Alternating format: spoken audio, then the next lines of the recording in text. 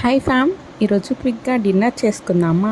దానికోసం నేనైతే చపాతీ పిండిని మంచిగా వేసుకున్నాను రౌండ్స్ లాగా.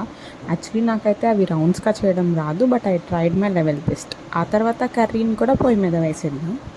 సో దానికోసం పచ్చిమిర్చి అండ్ ఉల్లిపాయలు అయితే కట్ చేసుకొని కొంచెం ఆయిల్ అండ్ తిరగమో గింజలు ఇవి వేసేసి వాటిని బాగా ఫ్రై చేశాను, అంటే బాగా తిప్పాను.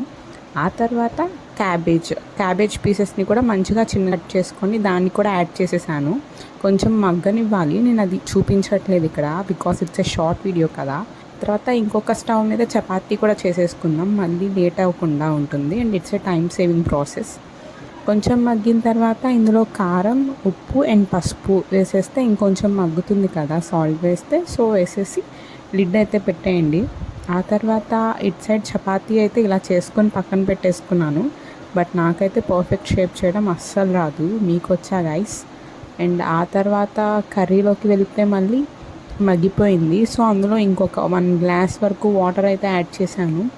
వాటర్ యాడ్ చేసి మొత్తం తిప్పేశాను. ఆ తర్వాత కొంచెం శనగపిండిలో వాటర్ అయితే యాడ్ చేసుకొని ఇందులో బాగా లంప్స్ లేకుండా అయితే కలిపేశాను. కర్రీ టేస్ట్ అయితే సూపర్ ఉంటుంది శనగపిండి యాడ్ చేస్తే, అండ్ దానివల్ల మనకి టేస్ట్ అండ్ టెక్స్చర్ కూడా మారిపోతుంది. ఆ తర్వాత దీన్ని మంచిగా ఎంజాయ్ చేశాను. And it's my dinner recipe.